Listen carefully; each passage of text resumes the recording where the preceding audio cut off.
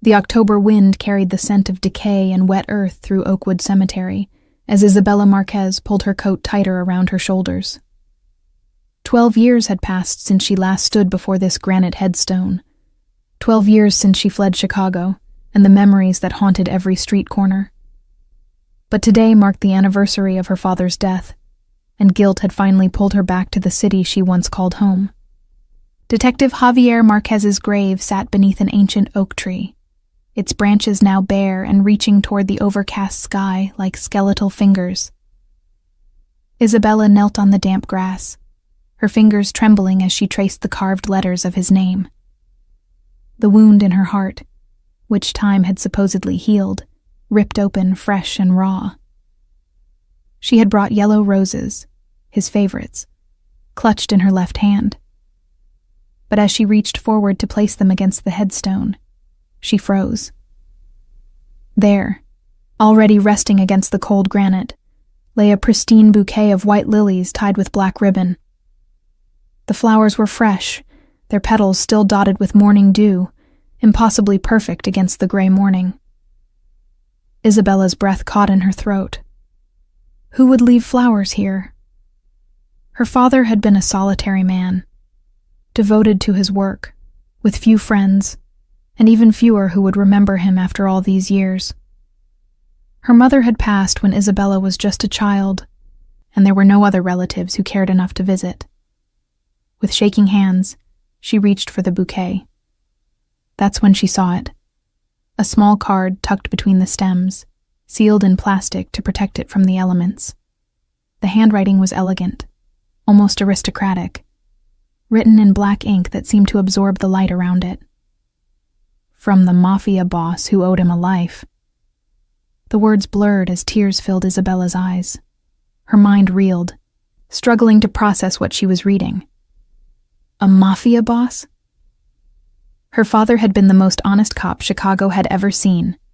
The one man who couldn't be bought, threatened, or corrupted.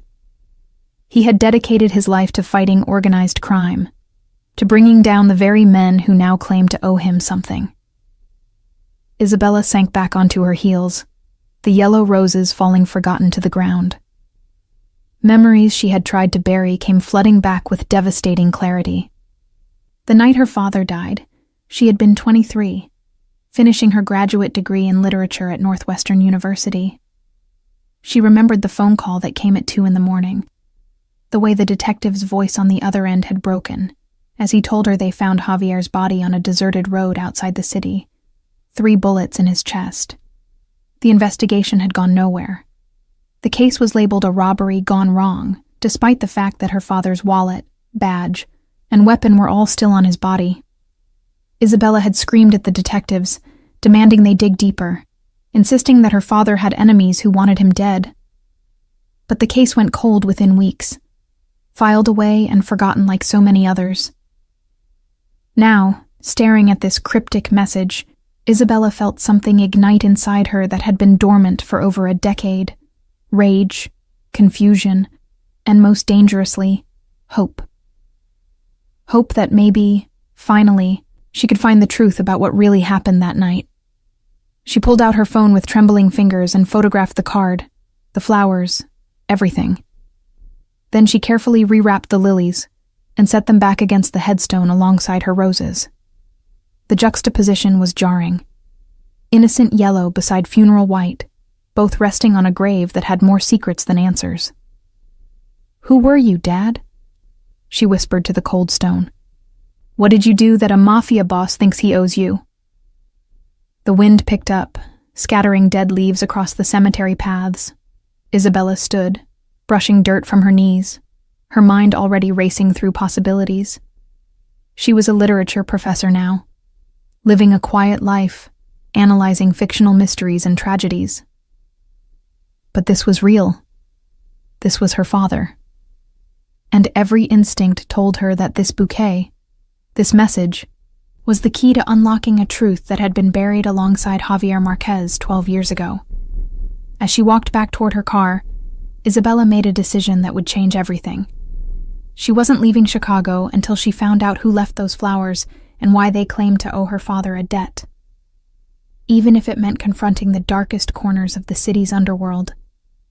Even if it meant discovering things about her father she might not want to know. The Mafia boss who left this message had made a mistake.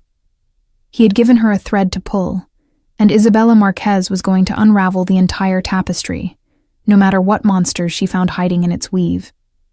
Isabella spent the next 3 days in a hotel room that smelled of stale cigarettes and broken dreams, surrounded by papers, photographs, and her father's old case files that she had kept in a storage unit for over a decade. She had called in sick to the university, lying about a family emergency. In truth, this was the most important work she had ever done. The files painted a picture of a man she thought she knew, but perhaps never truly understood. Detective Javier Marquez had been relentless, incorruptible, and completely alone in his crusade against Chicago's organized crime families. His notes were meticulous, detailing connections between corrupt politicians, dirty cops, and the 3 major crime syndicates that controlled the city's underground economy. One name appeared more frequently than any other: Vincenzo De Luca. Isabella's fingers trembled as she spread out a series of photographs taken during surveillance operations her father had conducted. Vincenzo De Luca wasn't just any crime boss. He was the king of Chicago's underworld, the man who controlled everything from the docks to the gambling dens, from protection rackets to high-end drug distribution. Even 12 years ago, his empire had been vast and seemingly untouchable. But what struck Isabella most was that her father's notes about De Luca were different from the others. Where other criminals were described with clinical detachment or obvious contempt, the entries about Vincenzo contained something else, a strange kind of respect, perhaps even admiration. There were notations about De Luca's code of honor, his refusal to deal in human trafficking, his protection of innocent civilians caught in crossfire. "He's a monster with rules," her father had written in the margins of one report. "The most dangerous kind because people love him for it." Isabella's research led her to newspaper archives, where she discovered that Vincenzo De Luca, now in his late 60s, was a legend in Chicago. He had survived assassination attempts, federal investigations, and gang wars that had claimed the lives of dozens of his rivals. But he had also, according to local lore, funded community centers, paid for funerals of innocent bystanders killed in mob violence, and once personally executed one of his own lieutenants for attacking a woman. The more she read, the more confused she became. This was the man who claimed to owe her father a life? What possible connection could exist between an honest detective and Chicago's most notorious crime lord? On the 4th day, Isabella made a decision that terrified her. She would confront Vincenzo De Luca directly. She would walk into the lion's den and demand answers. It was reckless, possibly suicidal, but she had come too far to turn back now. Finding him wasn't difficult. De Luca's legitimate businesses were listed publicly: restaurants, construction companies, waste management firms. His flagship establishment was a high-end Italian restaurant in the Gold Coast neighborhood called Bella Notte, where Chicago's elite mingled with the city's shadows, pretending not to know who really owned the place. Isabella called ahead, asking for a reservation under her real name. She wanted him to know she was coming. She wanted him to wonder why. That evening, she dressed carefully in a black dress and heels, her father's detective badge tucked in her purse like a talisman. As she drove toward the restaurant, her hands were steady on the wheel, but her heart hammered against her ribs like a caged bird desperate for freedom. Bella Notte occupied a corner building with red brick and warm lighting spilling from tall windows.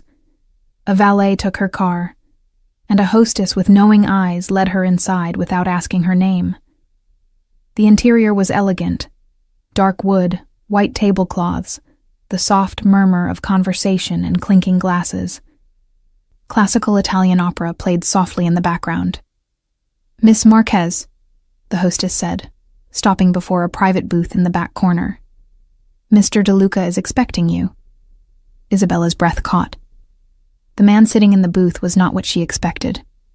Vincenzo De Luca was in his late 60s, his dark hair silvered at the temples and slicked back in an impeccable style.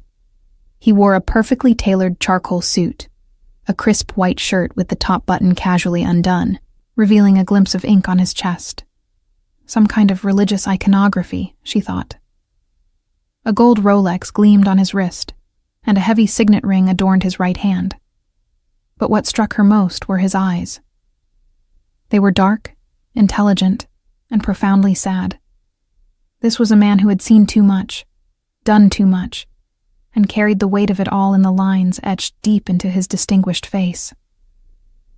"Miss Marquez," he said, his voice gravelly but cultured, with just a hint of an Italian accent. "Please sit. I've been expecting you since the moment you found my flowers." Isabella slid into the booth across from him, forcing herself to meet his gaze without flinching. "You knew I would come. Your father's daughter? Of course you would come." He gestured to a waiter who appeared instantly with wine. "You have his eyes. The same fire, the same unwillingness to let things rest. Then you knew my father." It wasn't a question. Vincenzo's expression softened, and for a moment, Isabella saw genuine grief cross his features. "I knew Detective Javier Marquez, yes, and I owe him more than flowers can ever repay." "The note said you owed him a life. What does that mean?" Vincenzo lifted his wineglass, studying the dark liquid before taking a slow sip. When he spoke again, his voice was quiet, meant only for her. "It means your father saved my daughter when no one else could. It means he risked everything he believed in to do what was right. And it means I tried to save him in return. But I was too late. That is a debt I will carry until my last breath." Isabella felt the world tilt beneath her. "Your daughter? My father saved your daughter? Would you like to hear the story, Miss Marquez? The real story of what happened 12 years ago? Because I promise you, it's not what you think. Nothing about your father's death was what anyone told you." Isabella's hands clenched into fists on the table. "Tell me everything." And so, in a restaurant filled with secrets and lies, Chicago's most powerful crime lord began to tell her the truth about the night her father died, and the twisted path that had led them all to this moment. Vincenzo De Luca leaned back in the booth, his eyes distant as he reached into the past. The restaurant buzzed with life around them, but in their corner, time seemed to slow, the air heavy with secrets about to be unearthed. 15 years ago, he began, his voice low and measured, I had everything a man in my position could want. Power, respect, wealth. But none of it mattered compared to my daughter, Sophia. She was 17, brilliant, kind, everything good that I was not. She was the one pure thing in my corrupted world, and I protected her fiercely, kept her away from the business, sent her to the best private schools. He paused to sip his wine, and Isabella saw his hand tremble slightly. But my enemies knew that to hurt me, they had to hurt her. Antonio Russo, a rival who wanted my territory. He planned something that violated every code we lived by. He arranged for Sophia to be kidnapped on her way home from school. Isabella felt a chill run down her spine. She had read about this case in her father's files, but the details had been sparse, classified. They took her in broad daylight, Vincenzo continued, his voice thick with remembered pain. 3 men, professional, brutal. They held her for 4 days in a warehouse on the south side. 4 days where I didn't know if she was alive or dead. 4 days where I prepared to burn this entire city to the ground if they harmed one hair on her head. The police were involved in the investigation, Isabella said quietly. My father was assigned to the case. Your father was the lead detective, yes. But here's what you don't know. Most of the Chicago PD at that time was on someone's payroll. Mine, Russo's, or the Colombians'. The detectives assigned to find Sophia were deliberately running the investigation in circles, giving Russo time to make his demands, to humiliate me before eventually killing her anyway. Vincenzo's jaw clenched, and Isabella could see the rage that still lived in him after all these years. Everyone except Javier Marquez. Your father took one look at that case and knew something was wrong. He saw the delays, the misdirections, the false leads. And he did what no other cop in Chicago would dare to do. He came to me directly. Isabella's eyes widened. He came to you? He walked into my office, this restaurant actually, sat right where you're sitting now, and he said, "I know your daughter is still alive. I know cops on my force are involved in this, and I'm going to find her. But I need your word that when I do, you won't start a war that will kill innocent people." Vincenzo's eyes glistened with unshed tears. He was risking his career, possibly his life, to make that deal with me, because he believed saving a 17-year-old girl was more important than the rulebook. "What happened?" Isabella whispered, though part of her already knew this story would break her heart. "Your father worked around the clock, following leads the other detectives ignored. He traced phone records, interviewed witnesses they had dismissed, and on the 4th day, he found the warehouse. He called for backup, but by the time they arrived, he had already gone in alone because he knew Sofia was running out of time." Vincenzo's voice cracked. "He killed 2 of her captors in the firefight and wounded the 3rd. When I arrived with my men, because yes, he called me too, kept his word about preventing a war. He was carrying Sofia out of that burning building. She was traumatized, dehydrated, but alive. Because of him." Isabella felt tears streaming down her face. This was the father she knew, the man who would risk everything for what was right, who saw a girl in danger and couldn't look away, even if saving her meant crossing lines that could destroy him. "I tried to thank him," Vincenzo said. "I tried to offer him money, protection, anything. He refused it all. He said he was just doing his job. But I saw the looks from the other cops when they arrived. I saw the hatred in their eyes because Javier Marquez had exposed their corruption, had shown them for what they were, and I knew they would make him pay." "The other detectives," Isabella breathed. "They killed him." Vincenzo nodded slowly. 3 years later, your father had gathered evidence against a network of dirty cops, men who were taking bribes, protecting criminals, even participating in crimes themselves. He was about to take that evidence to the FBI. But someone warned them. Someone told them Javier was about to bring down their entire operation. The crime boss's hands clenched into fists on the table. They set up a meeting, told him they had information on a case. They lured him to that deserted road, and they executed him like he was nothing more than a problem to be eliminated. Isabella's world spun. All these years she had wondered, had suspected, but hearing it confirmed was like being shot herself. You knew who killed him. I found out 2 days after he died. My sources in the department told me everything. And I swear to you, Miss Marquez, I tried to save him. When I heard about the setup, I sent my men to intercept, to warn him. But we were 15 minutes too late. By the time we arrived, he was already gone." Vincenzo's voice broke completely. "I failed him. The man who saved my daughter, who showed me that honor could exist outside my world, who trusted me with his life. I failed him when he needed me most. That is the debt I owe. That is why I bring flowers to his grave every year. It's the only way I can tell him I'm sorry." The restaurant around them continued its elegant dance of dinner and conversation, oblivious to the storm of revelation happening in the corner booth. Isabella sat frozen, her mind trying to process everything she had just learned. Her father hadn't just been murdered. He had been betrayed by the very institution he served, killed by the men who were supposed to be his brothers in blue. And the most feared crime lord in Chicago had been the only one who tried to save him. "Who were they?"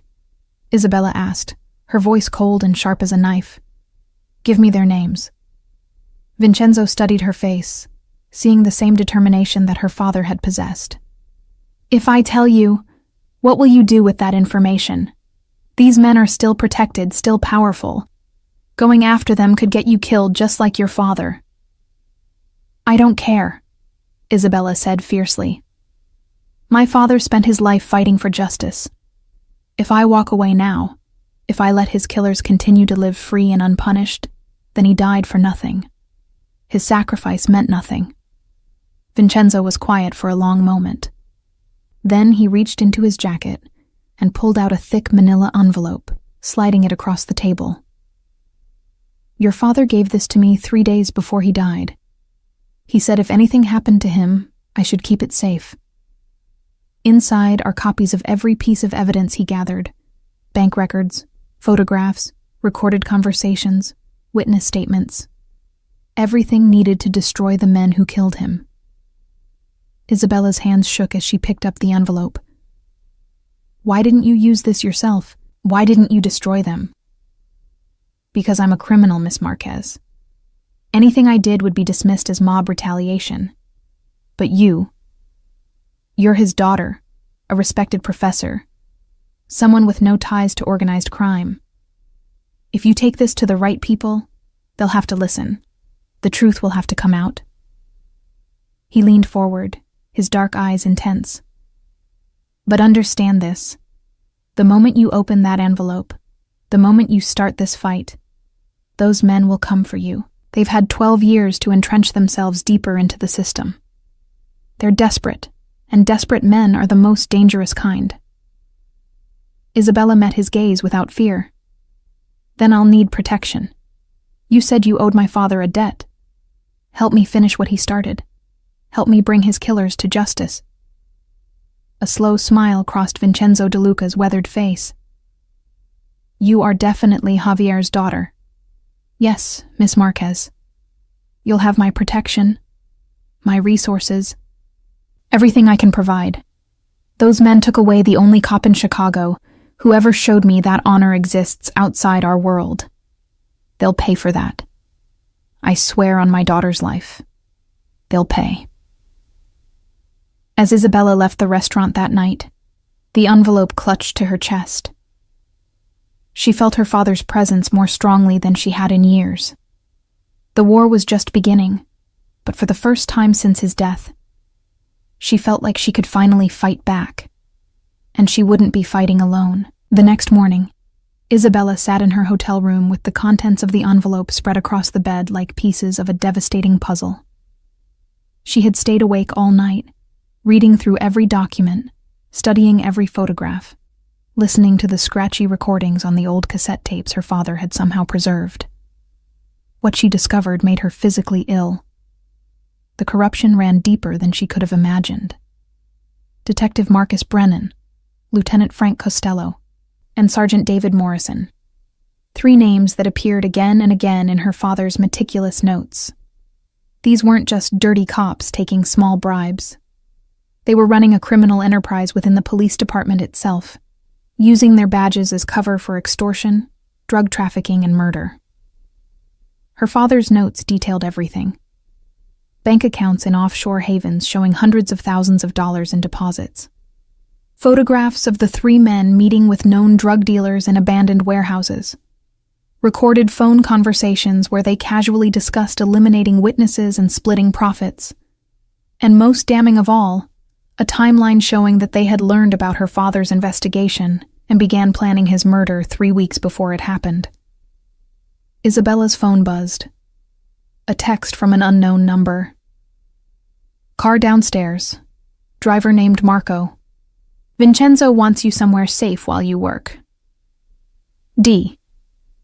She gathered the documents carefully, placing them back in the envelope, then packed her few belongings. Downstairs, a black Mercedes with tinted windows waited at the curb. The driver, a man in his 40s with careful eyes and a slight bulge under his jacket that indicated a shoulder holster, opened the rear door for her. Miss Marquez, Mr. De Luca has arranged a secure location for you. Somewhere those 3 bastards won't think to look. The drive took them out of the downtown area to a quiet neighborhood of renovated brownstones in Lincoln Park. Marco led her to a 4th-floor apartment with a view of the park below. The space was elegant but functional. 2 bedrooms, a modern kitchen, and most importantly, a large dining table where she could work. "There's a panic button installed next to the front door," Marco explained. "Press it, and you'll have 5 armed men here in under 3 minutes. I'll be in the car outside 24/7, rotating with 2 other guys. Nobody gets up here without us knowing about it." Over the next week, Isabella worked with an intensity she had never experienced before. She organized the evidence into a comprehensive timeline, cross-referenced everything, and built an airtight case that no prosecutor could ignore. But she also realized that simply having evidence wasn't enough. She needed a way to make it public, to create so much noise that the corruption couldn't be buried again. That's when she decided to reach out to Rachel Chen, an investigative journalist with the Chicago Tribune known for taking down powerful people. Isabella had followed Rachel's work for years, admiring her fearlessness and integrity. If anyone could help expose this story, it was her. They met in a coffee shop in Wicker Park, far from police headquarters, or anywhere the dirty cops might have surveillance. Rachel was in her late 30s, sharp-eyed and skeptical. But when Isabella began laying out the evidence, her expression shifted from doubt to absolute focus. "Jesus Christ," Rachel whispered, looking at the photographs and documents spread subtly between them. "This is Pulitzer-level stuff. But you understand what you're asking me to do? These men have connections everywhere. They've survived this long by being careful and ruthless. My father was careful too," Isabella said quietly. "And they murdered him anyway. I'm not asking you to do this for me. I'm asking you to do it for every person in Chicago who believes cops should actually protect them instead of preying on them." Rachel studied her for a long moment. "You have protection? Because the minute I start digging, they'll know someone's coming for them. I have protection from someone they fear more than the police department." Rachel's eyebrows rose. "Vincenzo De Luca, I heard rumors you'd been seen at Bellanotte. Most people would call that trading one devil for another. Most people don't know that De Luca tried to save my father. Most people don't know my father saved his daughter. Sometimes the world isn't as black and white as we want it to be." "No," Rachel agreed, carefully photographing documents with her phone. "Sometimes it's all shades of complicated gray." "All right, I'm in. But we do this right. I need to verify everything independently, find additional sources, build a case so strong that even their connections can't make it disappear."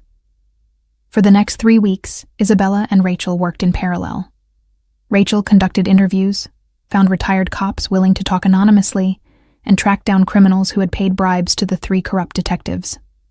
Meanwhile, Isabella used Vincenzo's resources to uncover even more evidence: surveillance footage from businesses near meeting locations, financial records that Rachel couldn't access legally, witness testimony from people too afraid to talk to a journalist, but willing to speak to someone with De Luca's protection.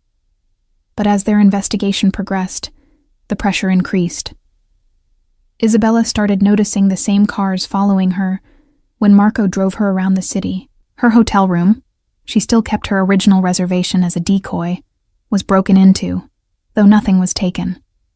And Rachel received an anonymous phone call, warning her to leave sleeping dogs alone or join them in their sleep. "They know," Isabella told Vincenzo during one of their weekly meetings at Bellanotte. "They're getting desperate." Vincenzo nodded gravely. "Desperate men make mistakes, but they also become more dangerous. I've increased your security detail. Marco now has 4 men rotating, and I've put word out in the streets. Anyone who touches you or the journalist answers to me personally. That should buy you some protection." "What about when we go public? When Rachel's story runs?" "When that happens," Vincenzo said, his expression dark, "all bets are off. They'll know they're finished, and finished men have nothing to lose. You need to be somewhere they can't reach you when that story drops." The confrontation came sooner than expected. Isabella was leaving the Tribune offices after a late night working with Rachel when a car pulled up beside her on the street. Detective Marcus Brennan stepped out, his face twisted with barely controlled rage. "Miss Marquez, we need to talk." Marco was immediately between them, hand inside his jacket. Two more of Vincenzo's men materialized from the shadows, bracketing Isabella protectively. Brennan laughed bitterly. "So, it's true. Javier's little girl is sleeping with the enemy. Your father would be ashamed." "My father would be ashamed of you," Isabella shot back, her voice steady despite her racing heart. "He trusted you. He called you his brother. And you put 3 bullets in his chest because he wouldn't let you destroy everything he believed in." Brennan's face went pale, then red. "You don't know what you're talking about. You don't understand how the real world works. I understand that you're a murderer. I understand that you've been stealing from this city for years.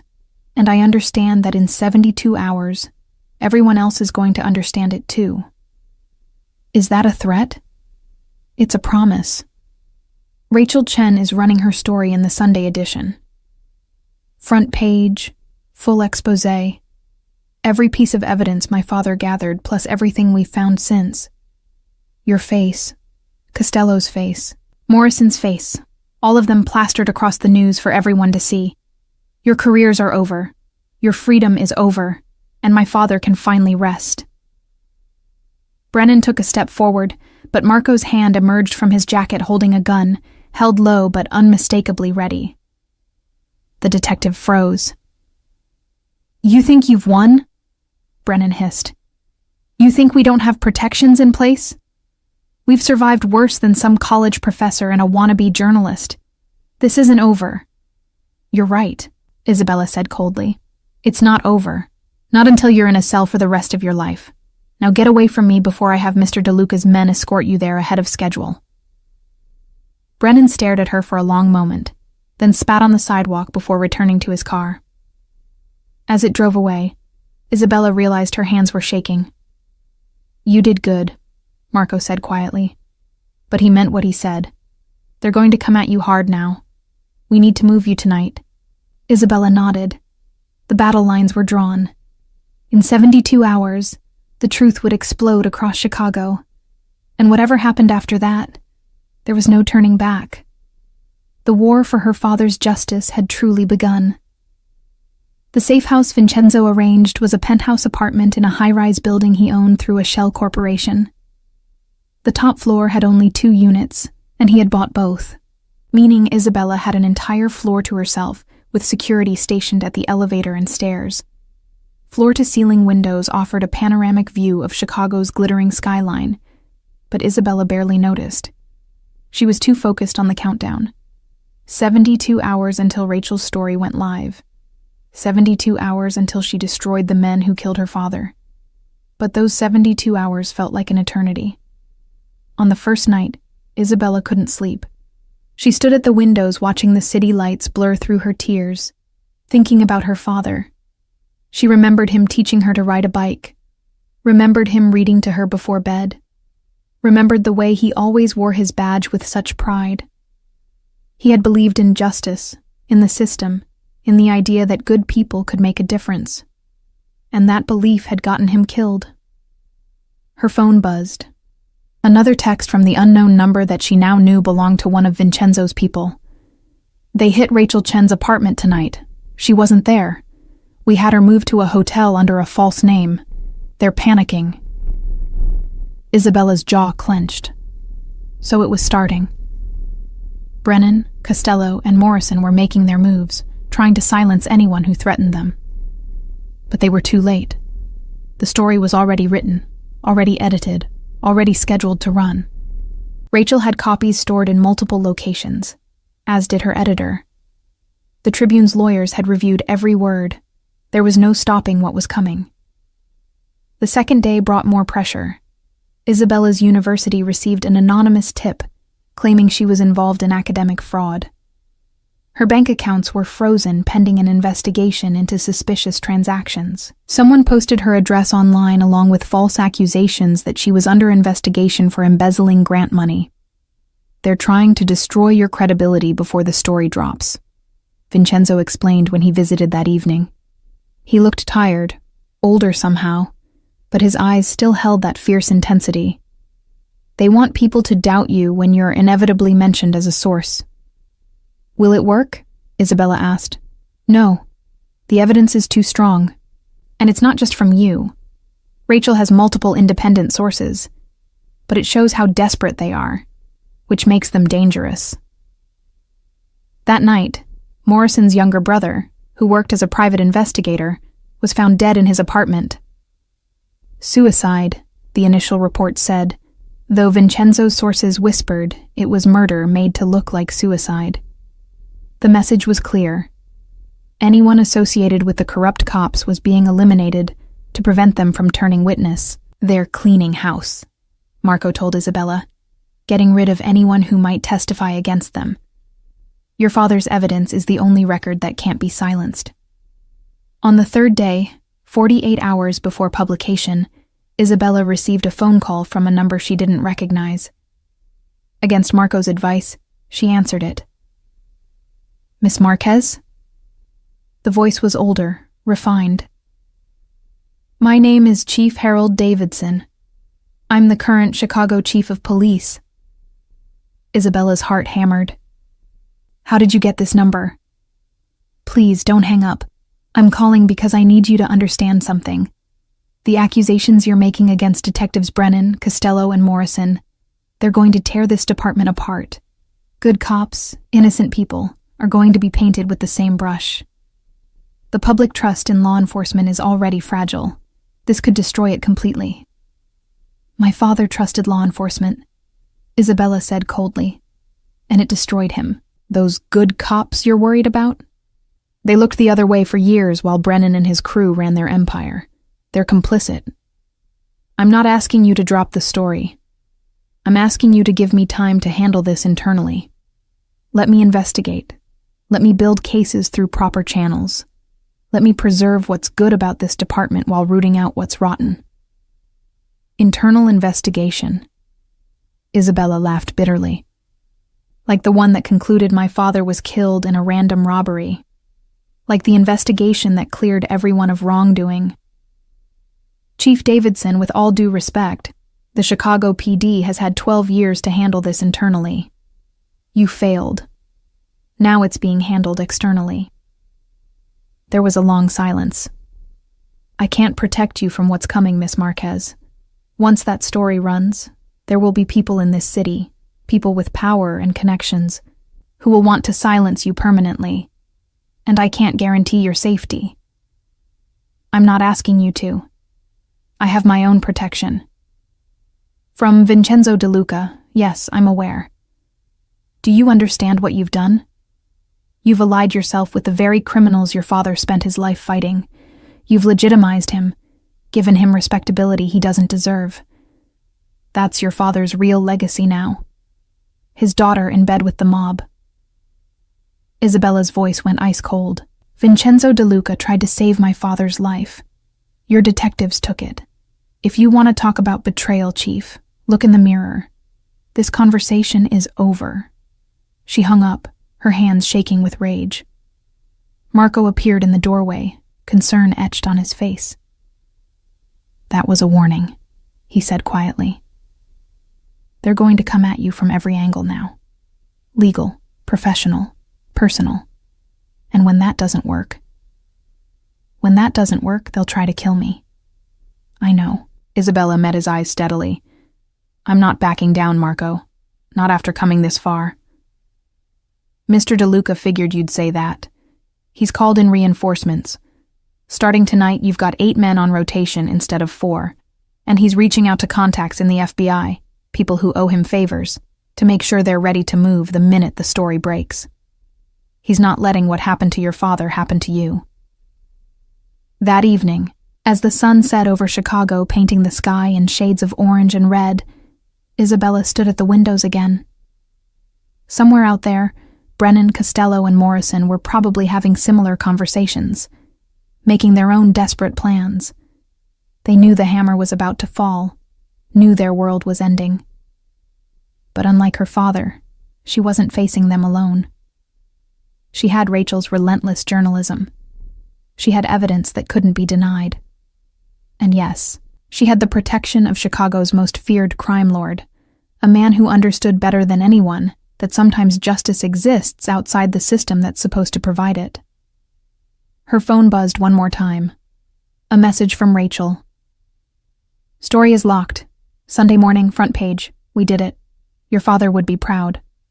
Isabella read the message through tears. Tomorrow was Saturday, the day before publication. One more day to survive. One more day until the truth exploded across Chicago, and her father's killers were finally exposed. She thought about the flowers on her father's grave, those pristine white lilies left by a man who most of the world considered a monster. She thought about how her father had crossed lines to save Vincenzo's daughter, how he had risked everything because it was right, regardless of the rules. Maybe the world wasn't divided neatly into good and evil. Maybe sometimes honor existed in unexpected places. Maybe sometimes justice required strange alliances. "I'm going to finish this, Dad," she whispered to the darkening sky. "I'm going to finish what you started. I promise." Below, the city lights began to flicker to life, thousands upon thousands of them, like stars reflected on Earth. And somewhere in that vast constellation of light and shadow, the final pieces of this long, painful puzzle were falling into place. The storm was coming, and Isabella Marquez intended to be standing in its eye when it finally broke. Sunday morning arrived with snow flurries, unusual for October but fitting for what was about to unfold. Isabella woke before dawn, unable to sleep, and made coffee with shaking hands. By 6 a.m., the first copies of the Chicago Tribune were hitting newsstands across the city. The headline stretched across the entire front page in bold black letters. "Murder in Blue. How 3 detectives executed one of their own and built a criminal empire inside CPD." Below it, photographs of Brennan, Costello, and Morrison, alongside an image of her father in his dress uniform. The story continued for 6 full pages inside, laying out 12 years of corruption in devastating detail. Rachel had done her job perfectly. Every fact verified, every source protected, every piece of evidence presented with surgical precision. By 7 a.m., Isabella's phone was exploding with calls from news networks, other journalists, and lawyers. By 8, crowds had gathered outside police headquarters demanding answers. By 9, the FBI announced they were launching an immediate investigation. And by 10 a.m., all 3 detectives had been arrested. Isabella watched it all unfold on the television in the penthouse, Marco standing guard by the door. News helicopters circled police headquarters as Brennan, Costello, and Morrison were led out in handcuffs, their heads down, shielding their faces from the cameras. She felt no triumph, only a profound sadness that it had taken 12 years and her father's death to reach this moment. Her phone rang. Rachel Chen, her voice thick with exhaustion and emotion. "We did it. The DA just announced they're charging all 3 with first-degree murder, corruption, racketeering, and about 20 other charges. Internal Affairs is opening investigations into 47 other cops who were mentioned in the evidence. Isabella, we actually did it." "My father did it," Isabella corrected softly. "We just finished what he started." The next few weeks were a blur. Isabella gave testimony to federal prosecutors, sat for interviews with the FBI, and watched as the case against her father's killers grew stronger every day. More witnesses came forward, emboldened by the arrests. Other dirty cops scrambled to cut deals, offering information in exchange for lighter sentences.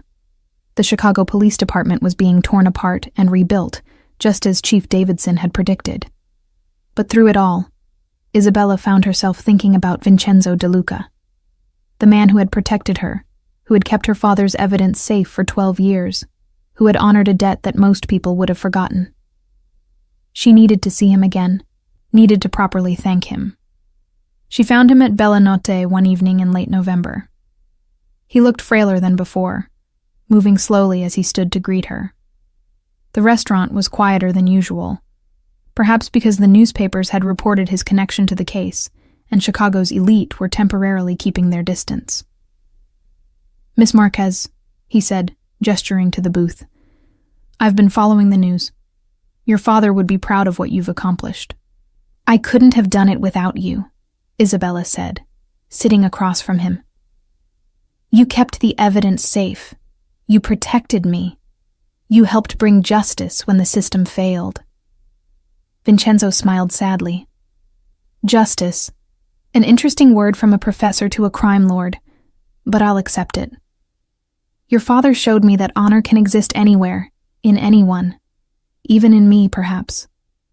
Keeping his evidence, protecting his daughter, it was the least I could do. Why? Isabella asked. You could have destroyed those documents. You could have let sleeping dogs lie. Why risk drawing attention to yourself? Because Javier Marquez saved my daughter's life, Vincenzo said simply. Because he treated me like a man worth making a deal with, not just a monster to be destroyed. Because he showed me that even people like us can do the right thing sometimes. How could I betray that? They talked for hours that evening, sharing memories of her father, discussing the ongoing trials, and slowly building an unlikely friendship. Vincenzo told her about Sofia, now a successful doctor in Boston, married with 2 children, living a life completely separate from her father's world. Isabella told him about her plans to write a book about her father's case, to ensure his story was never forgotten. Will you write about me in this book? Vincenzo asked. Would you want me to? I want you to tell the truth, he said. All of it. The good and the bad. Let people know that Javier Marquez was so committed to justice that he made a deal with the devil to save an innocent girl. Let them know that even the devil kept his word. 3 months later, at the trial, all 3 former detectives were found guilty on all counts. Brennan and Costello received life sentences without parole. Morrison, who testified against the others in exchange for a lighter sentence, got 30 years. The courtroom erupted in applause when the verdict was read, but Isabella just closed her eyes and let the tears fall. It was over. Finally, truly over. That spring, Isabella returned to teaching, though she never quite fit back into her old life. She had seen too much, changed too much. She began work on her book, spending weekends in Chicago conducting interviews and piecing together the full story of her father's life and death. And every October, on the anniversary of his death, she returned to Oakwood Cemetery with yellow roses. But she was never alone. White lilies were always there waiting, placed carefully against the headstone, with no note needed anymore. Sometimes she arrived early enough to see an elderly man in an expensive coat leaving, his movements slow but dignified, a young man in a dark suit helping him walk. Vincenzo never acknowledged her presence, and she never approached him. This was his time to pay his respects, to honor the debt he felt he could never fully repay. It was a ritual that would continue until one of them could no longer make the journey. One year, Isabella didn't see Vincenzo at the cemetery. She learned a few days later from the news that he had passed away peacefully in his sleep, surrounded by his daughter and grandchildren. At his funeral, hundreds gathered, criminals and legitimate businessmen, old rivals and family members, all paying their respects to Chicago's last true godfather. Isabella attended, standing in the back, unnoticed by most. When the ceremony ended and the crowds dispersed, she approached the grave. Sofia De Luca was there, a handsome woman in her 40s with her father's dark eyes. "You're Isabella Marquez," Sofia said softly. "My father talked about you often in his last months, about your father too. He said Javier Marquez was the best man he ever knew, and that you inherited his courage." "Your father kept his word to mine," Isabella replied. "He protected me when no one else could. He helped bring justice when the system failed. I owed him a debt too." Sofia smiled through tears. He would have appreciated hearing that. All his life, people feared him, used him, or condemned him. But your father, And you. You saw past what he was to who he could be. That meant everything to him. Isabella reached into her bag and pulled out a bouquet of white lilies, the same kind Vincenzo had left on her father's grave for so many years. She placed them carefully beside the fresh earth. "From the detective who believed in honor," she whispered, "and from the daughter who now believes in forgiveness." As she walked away from the cemetery that day, Isabella felt lighter than she had in years. The weight of rage and grief that had pressed on her chest for so long had finally lifted. She had given her father justice. She had learned that honor could exist in the most unexpected places. And she had discovered that sometimes the monsters we're taught to fear are capable of more humanity than the heroes we're taught to trust. The world, she understood now, was neither black nor white, neither wholly good nor wholly evil. It was a tapestry of gray, woven with threads of choice and consequence, where people like her father and Vincenzo De Luca could exist in the same story, each flawed and complicated, each trying in their own way to pay the debts they owed. Isabella returned to her life, to her teaching and her writing. But she never forgot the lesson those white lilies taught her, that sometimes the greatest honor comes from the most unlikely sources, and that redemption is possible even for those who live in shadow, as long as they're willing to step into the light when it matters most. Years later, when her book was published, she dedicated it to two men. To Detective Javier Marquez, who showed me the meaning of justice, and to Vincenzo De Luca, who showed me the meaning of honor. May we all have the courage to see beyond what we expect and recognize truth wherever it lives. And every October, without fail, fresh white lilies appeared on Javier Marquez's grave, placed there by Sofia De Luca, continuing her father's promise, ensuring that the debt of honor would be paid long after both men had passed from this world. In the end, that was the real story. Not of cops and criminals, not of good and evil, but of two men who found respect across an impossible divide, whose choices created ripples that changed the lives of everyone they touched, and of two daughters who honored their father's legacies by refusing to let their stories be forgotten. Justice had been served, honor had been kept. And in a cemetery in Chicago, beneath an old oak tree, two bouquets of flowers, yellow and white, rested together on a detective's grave, a testament to the complicated, beautiful, tragic truth that sometimes the most unlikely people can change the world simply by keeping their promises. 6 months had passed since the verdict, and spring had arrived in Chicago with an insistence that felt almost aggressive after the brutal winter. Isabella stood in her new office at Northwestern University, surrounded by boxes of research materials for her book. The university had offered her a position as a visiting professor, specializing in criminal justice narratives, a role that felt like destiny rather than coincidence. The view from her window overlooked the campus quad, where students hurried between classes, their faces bright with the oblivious optimism of youth. Isabella envied them that lightness. She had once been like that, believing the world operated according to clear moral lines, that justice was a given rather than something you had to fight and bleed for. Her phone buzzed, a text from Rachel Chen. "Published numbers are in. Your book pre-orders just hit the NYT bestseller list. You're going to change how people think about corruption and redemption. Drinks tonight to celebrate?"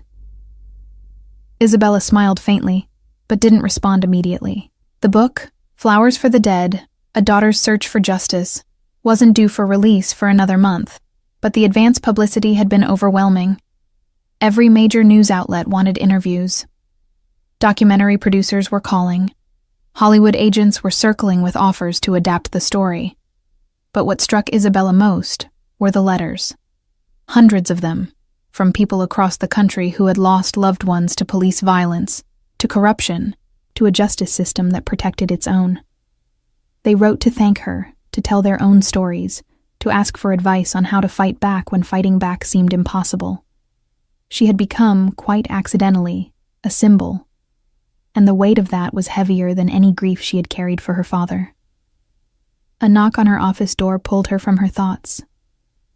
Marco stood in the hallway, no longer in the black suit and earpiece of a bodyguard, but dressed casually in jeans and a leather jacket. Vincenzo's organization had largely disbanded after his death, with Sofia ensuring that her father's legitimate businesses stayed legitimate, and his criminal enterprises were quietly shut down or sold to rivals with strict stipulations about avoiding violence and human trafficking. Marco had taken a job as head of security for a downtown hotel, but he still checked on Isabella regularly. The bond formed during those dangerous weeks had never quite faded. "Thought you might want to see this," he said, handing her a manila envelope. "Arrived at your apartment this morning. I had your mail forwarded here since you're spending so much time at the office." Isabella opened it carefully. Inside was a single photograph, professionally taken, showing Vincenzo De Luca standing beside a younger man in a hospital room. The younger man held a newborn baby, and Vincenzo's face, that weathered, dangerous face, was transformed by pure joy. On the back, written in elegant script, "My great-grandson, Javier De Luca, born March 15th. Sofia wanted your father's name to live on in our family. She said it was the only way to properly honor what he gave us. V." The photograph was dated 2 weeks before Vincenzo died. Isabella felt tears burn her eyes. She turned the photo over again, studying Vincenzo's expression in that hospital room. This was the man the world saw as a monster, holding his great-grandson, ensuring that an honest cop's name would be carried forward in a family built on crime and violence. The contradiction was beautiful and terrible in equal measure. "There's something else," Marco said quietly. "Sofia De Luca wants to meet with you.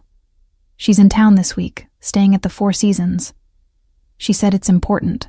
They met for lunch at a restaurant far from Bellanote, which had been sold months earlier to a restaurateur with no mob connections. Sofia De Luca was elegant in a navy dress and pearls, her dark hair streaked with distinguished gray. She looked like what she was, a successful physician with a beautiful family and a complicated past. "Thank you for coming," Sofia said, as they settled into a quiet corner booth. "I know this must be strange for you."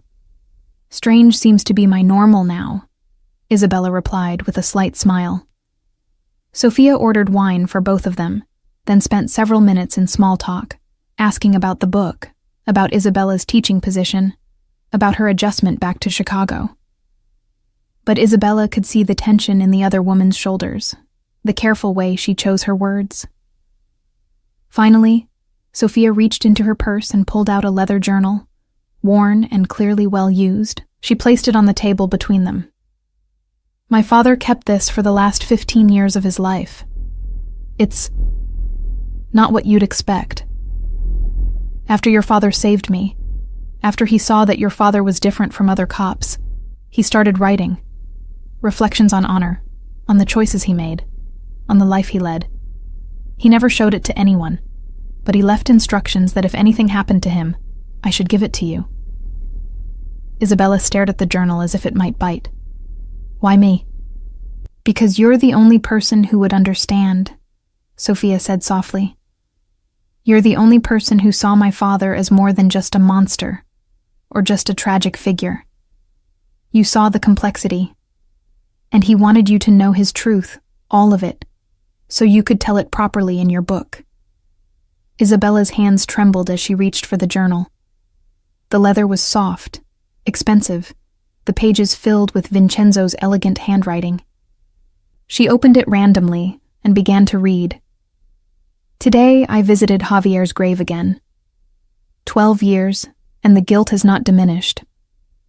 I dream sometimes that I arrived 5 minutes earlier, that my men got there in time, that I could have saved him the way he saved Sofia. In my dreams, I make different choices. But we don't get to remake the past, only live with its weight. Isabella came to see me today. She has her father's eyes. That same burning need for truth. I am helping her destroy men who deserve destruction, but I wonder if she understands what it costs to become what you must become to fight monsters. I wonder if her father would forgive me for involving her in this darkness. But she would have found her way here regardless. Some people are destined to seek justice, no matter the price. Isabella looked up, tears streaming down her face. He carried so much. We all do, Sophia said gently. That's what your father's death taught us. That every choice has weight.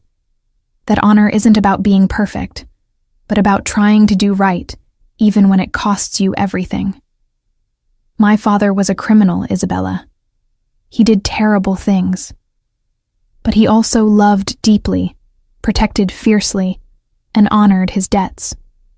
He was complicated, like all of us, and he wanted you to know that. May I keep this? To read fully?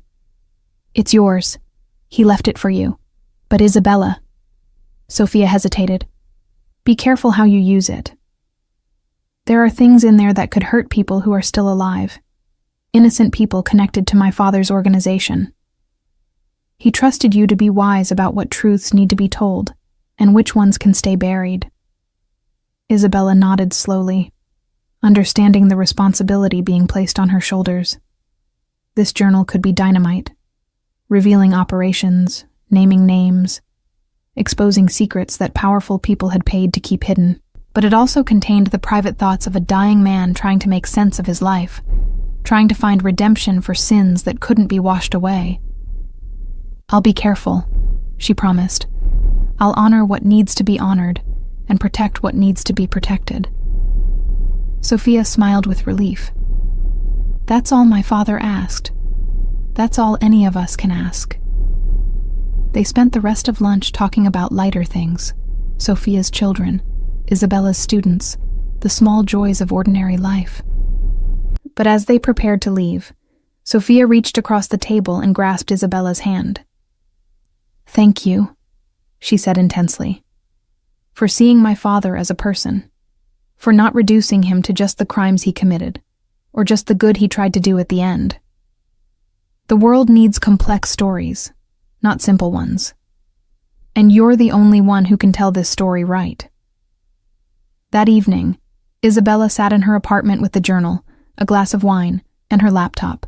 She read through Vincenzo's entries chronologically, watching his thoughts evolve from the practical concerns of running a criminal empire to deeper philosophical questions about morality, legacy, and redemption. One entry, dated just a month before his death, stopped her cold. The doctors say I have perhaps 6 months. The cancer is aggressive, and I am too old for aggressive treatments. I find myself at peace with this. I have lived longer than most men in my profession, and I got to see Sophia build a good life, got to meet my great-grandson. But what troubles me is what comes after. I am not a religious man, though I was raised Catholic. I don't know if there is a God waiting to judge me, or if there is only silence. But if there is a God, and if there is a heaven, I wonder if Javier Marquez is there. I wonder if he would shake my hand or turn away. I hope, and this is a foolish hope, I know, that he might understand that I tried, that I failed him when it mattered most, but I never stopped trying to make it right, that I protected his daughter as I would have protected Sophia, that I honored his memory every day by being slightly better than I was before I met him. Perhaps that is all redemption is, becoming incrementally less terrible until the sum total of our tiny improvements outweighs some small portion of our sins. It is not enough. It will never be enough. But it is all I have to offer. Isabella closed the journal and cried. For her father, for Vincenzo, for Sophia, for all the people caught in the crossfire of violence and corruption. But she also cried with a strange sense of hope. Because if Vincenzo De Luca, the most feared crime lord in Chicago, could seek redemption and honor his debts with such dedication, then perhaps there was hope for all of them. Her book would tell this story. All of it. The good and the bad, the heroism and the failure, the complexity and the contradiction. She would show the world that justice was messy, that redemption was possible even for the worst among us, and that sometimes the people we least expect become the ones who save us. 3 weeks later, on a bright May morning, Isabella returned to Oakwood Cemetery. It was not the anniversary of her father's death, not any special date, just a random Tuesday when she felt the need to visit. She brought both yellow roses and white lilies, placing them together on her father's grave. The marble headstone gleamed in the sunlight, freshly cleaned by cemetery staff. Someone, probably Sophia, had arranged for perpetual care, ensuring that Detective Javier Marquez's final resting place would always be maintained. "I finished the book, Dad," Isabella said softly, sitting on the grass beside the grave. "It tells your story, and Vincenzo's story, and mine. It tells the truth about what you sacrificed and what you saved. People are going to read it, and some will call you a hero, and some will say you crossed lines you shouldn't have crossed. But they'll all know that you tried to do right, even when doing right meant making deals with devils." She paused, touching the cool marble. "I think I understand now why you did it. Why you risked everything to save Sophia. Because she was 17 and innocent, and none of what her father did was her fault. Because the badge on your chest didn't just mean enforcing laws. It meant protecting people, all people, even the daughters of crime lords. You saw a girl who needed saving and you didn't hesitate. That's who you were." A breeze rustled through the oak tree above, causing shadows to dance across the grass. Isabella looked up at the branches, now full with spring leaves, and smiled. "Vincenzo died believing you would understand what he tried to do for me. Believing that maybe, somewhere, you two could finally have that conversation you never got to finish. I don't know if heaven works that way, Dad, but I hope it does. I hope you two are sitting somewhere having coffee, arguing about ethics and honor and all the complicated things that you both believed in. And I hope you've forgiven him for being 5 minutes too late, because he never forgave himself." Isabella stood, brushing grass from her jeans. Before she left, she pulled out one final item from her bag, a small framed photograph she had commissioned. It showed her father in his dress uniform on one side and Vincenzo in his finest suit on the other, with a quote between them that she had written herself. "Two men, divided by law, united by honor. May they both rest in peace, knowing that their daughters remember not just what they were, but what they tried to be." She placed it carefully at the base of the headstone, where it would weather over time, but endure. Then she walked away from the cemetery, carrying Vincenzo's journal under her arm and her father's legacy in her heart. The book would publish in 3 weeks. The world would judge her father, would judge Vincenzo, would judge her for telling their story. But Isabella no longer cared about judgment. She had learned that truth was more important than perception, that complexity was more honest than simplicity, and that sometimes the greatest acts of courage come from the most flawed among us. She had found justice for her father. She had helped redeem a dying crime lord. And she had learned that legacy isn't about being perfect. It's about trying to be better, every single day, until the sum of those attempts adds up to something that matters. As she drove away from the cemetery, the sun broke through the clouds, flooding the city in golden light.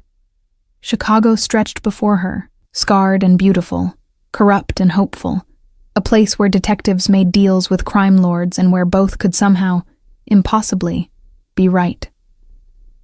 Isabella smiled, turned on the radio, and drove toward her future, carrying the weight of the past, but no longer crushed by it.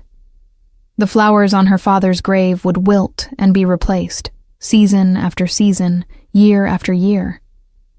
But the story they represented, of honor, sacrifice, redemption, and love, would endure far longer than marble or memory. And that, Isabella finally understood, was all anyone could hope for. To be remembered not as perfect, but as human. Not as hero or villain, but as someone who tried, who failed, who tried again, and who left the world slightly better than they found it. It was enough. It had to be enough. And in the end, it was everything.